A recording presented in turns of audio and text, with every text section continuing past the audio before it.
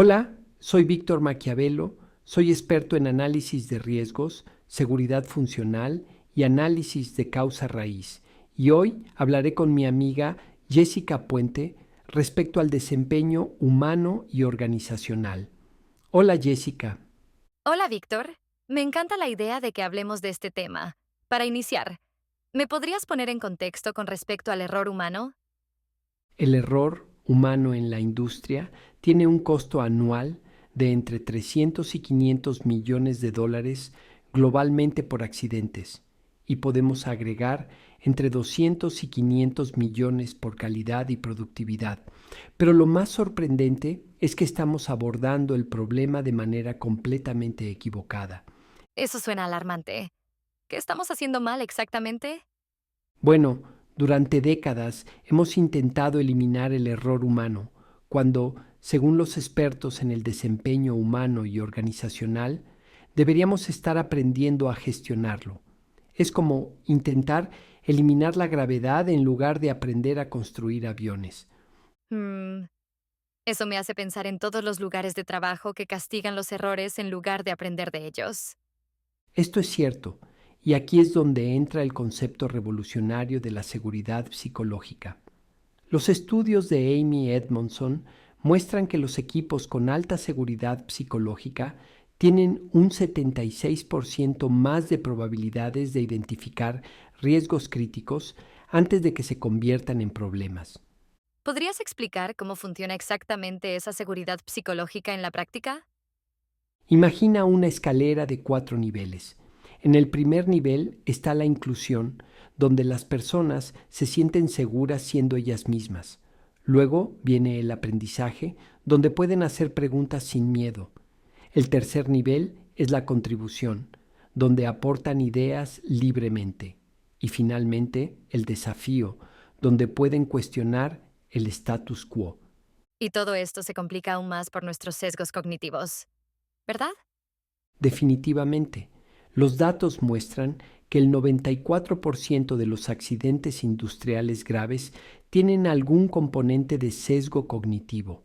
Por ejemplo, el sesgo de confirmación nos hace buscar evidencia que respalde nuestras creencias preexistentes, ignorando señales de advertencia cruciales. Oh, eso me recuerda el caso de aquel accidente industrial donde los operadores ignoraron las alarmas porque siempre sonaban sin razón. Esto es muy común en la industria y eso nos lleva a los 5 principios fundamentales del desempeño humano y organizacional. El primero, y más contraintuitivo, es que el error es normal y esperado. Las estadísticas muestran que incluso los mejores profesionales cometen entre 3 y 5 errores por hora en tareas rutinarias. Eso es mucho más alto de lo que la mayoría de la gente pensaría. Y por eso el segundo principio es tan importante. Culpar y castigar no funciona. Los datos muestran que las organizaciones que implementan sistemas no punitivos ven un aumento del 300% en el reporte de incidentes potenciales. Me pregunto cómo esto se relaciona con la famosa pirámide de Heinrich que tanto se usa en seguridad industrial.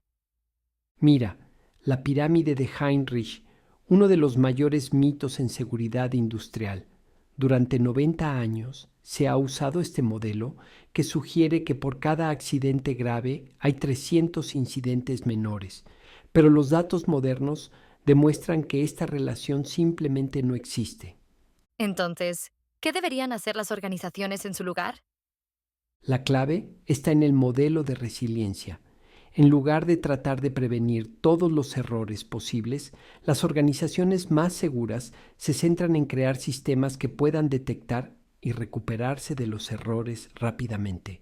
Los estudios muestran que este enfoque puede reducir los accidentes graves en hasta un 65%. Y supongo que esto requiere un cambio completo en la cultura organizacional. Considera lo siguiente: las organizaciones con culturas de seguridad fuertes tienen tasas de accidentes 70% más bajas que aquellas con culturas débiles. Y lo más interesante es que también son 24% más rentables. Esos números son realmente convincentes. Y aquí está la parte más fascinante. El 89% de los trabajadores dice que cambiaría su comportamiento si sus líderes simplemente reconocieran y agradecieran cuando reportan problemas de seguridad, en lugar de buscar culpables. Parece que todo se reduce a crear un ambiente donde las personas se sientan seguras para hablar. Así es, y los números lo respaldan.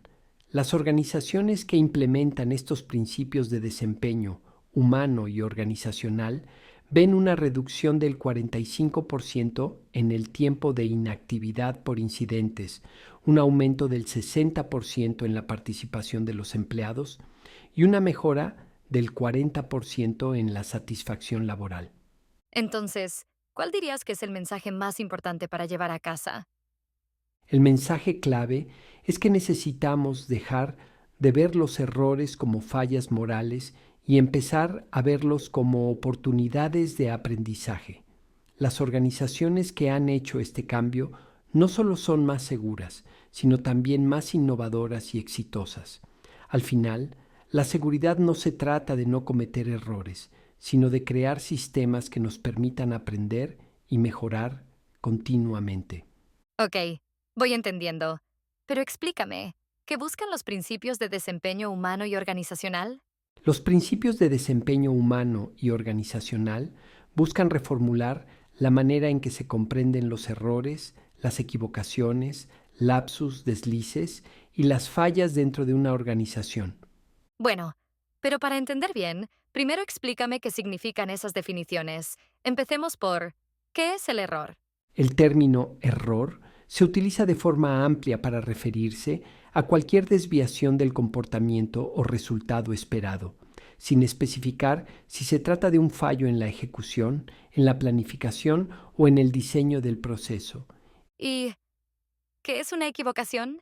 Cuando nos referimos a una equivocación, nos referimos a errores que surgen en el nivel cognitivo o de toma de decisiones, donde la persona formula un plan o juicio incorrecto debido a una interpretación errónea de la información o a una deficiente evaluación de la situación.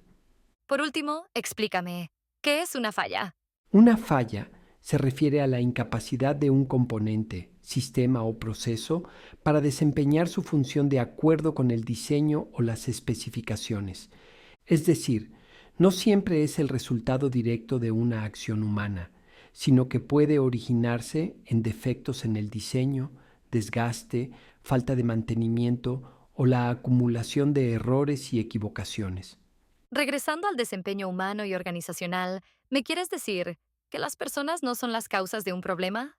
Esto es fundamental de entender. El desempeño humano y organizacional se basa en la premisa de que las personas no son la causa de los problemas, sino los detectores tempranos de que algo puede fallar en el sistema. De ahí que el desempeño humano y organizacional promueva el aprendizaje y la creación de sistemas más robustos y resilientes. ¿Me quieres decir que podemos evitar los accidentes? Mira, hemos construido toda nuestra profesión en torno a la idea de que podemos evitar que los accidentes ocurran. Y la realidad es que no podemos. Mm, déjame preguntarte esto. Cuando nadie muere o resulta gravemente herido, cuando las catástrofes no suceden, ¿qué pasa? Existe la suposición de que cuando no tenemos malos eventos, no está sucediendo nada riesgoso. Pero esto no es real. En numerosas ocasiones, procesos deficientes pueden arrojar resultados positivos, mientras que procesos bien diseñados pueden, de forma ocasional, derivar en resultados negativos. ¿Qué piensas de lo siguiente? Los trabajadores son el problema, y por lo tanto la seguridad va a mejorar si ellos mejoran. Es necesario decirles qué hacer y qué no hacer, y que la seguridad se basa en la idea de no tener accidentes. Esa es una idea tradicional de la seguridad. Hoy pensamos que los trabajadores no son la fuente del problema, son quienes resuelven los problemas. Y no se trata de decirles qué hacer, debemos preguntarles qué necesitan y principalmente debemos entender que la seguridad se basa en el conocimiento y las capacidades de los trabajadores, Regresemos a la seguridad psicológica. Dime qué es. Es el nivel de confianza y apertura que existe en un equipo u organización, en el cual las personas se sienten cómodas expresando sus ideas, haciendo preguntas, reportando errores o preocupaciones sin temor a represalias, humillaciones o señalamientos negativos. Dicho de otro modo, es la certeza de que no serás avergonzado o castigado por hablar con honestidad, reconocer un error o proponer una idea arriesgada. ¿Y qué importancia tiene esto? Las investigaciones de Amy Edmondson han demostrado que los equipos con alta seguridad psicológica son más efectivos, ya que sus integrantes se sienten cómodos compartiendo ideas, cuestionando supuestos y admitiendo errores, lo que mejora la resolución de problemas y la adaptación al cambio. Escuché que hay 4 etapas en la seguridad psicológica. ¿Me las puedes explicar? Claro, estas 4 etapas fueron desarrolladas por Timothy Clark. Te las comento. La primera es la seguridad de inclusión. Esta se basa en la idea de que cada trabajador de la empresa se debe sentir aceptado y valorado por su identidad y por pertenecer al grupo. ¿Me quieres decir que con esto se trata de crear un ambiente en el que las diferencias sean respetadas y donde todos sepan que son bienvenidos desde el primer momento? Exacto. La segunda etapa se trata de la seguridad para aprender. Aquí debemos permitir que los individuos se sientan cómodos al hacer preguntas, buscar clarificaciones y admitir errores. Si entiendo bien, esto se trata de fomentar la curiosidad y el aprendizaje continuo, sin que el miedo a equivocarse inhiba el desarrollo personal y colectivo. ¿Es correcto? Sí, claro, vamos bien. Pero ahora hablemos de la tercera etapa, la seguridad para contribuir. Esta se trata de asegurar que los miembros se sientan libres de compartir ideas, conocimientos y sugerencias, confiando en que sus aportes serán tomados en cuenta. Déjame entender. Esto significa que debemos de valorar la participación activa y el intercambio de información, lo que enriquece el proceso de toma de decisiones y la innovación. Correcto. Siempre es importante la comunicación a todos los niveles. Ahora revisemos la cuarta etapa. Aquí debemos de fomentar la seguridad para desafiar. Esto implica que debemos de brindar confianza a los trabajadores para que cuestionen el status quo, propongan cambios y puedan ofrecer críticas constructivas. Esto es muy importante, ya que al promover un entorno en el que la disidencia se vea como una oportunidad para mejorar, impulsaremos la innovación y la adaptación en la organización. Entiendo que la seguridad psicológica es fundamental en los trabajadores, y podríamos profundizar más otro día. Pero para terminar, ¿me puedes decir cuáles son los 5 principios del desempeño humano y organizacional? Claro, te los menciono, pero te propongo que otro día profundicemos en estos. Además, agregaré un principio que inicialmente no fue considerado, así que podemos decir que en realidad son 6 principios. Uno, el error es normal. Debemos asumir que cometer errores es parte de la condición humana. Incluso los profesionales más calificados cometen errores, por lo que el sistema debe estar diseñado para reconocerlo y absorberlo sin consecuencias catastróficas. 2. Culpar a las personas no soluciona nada.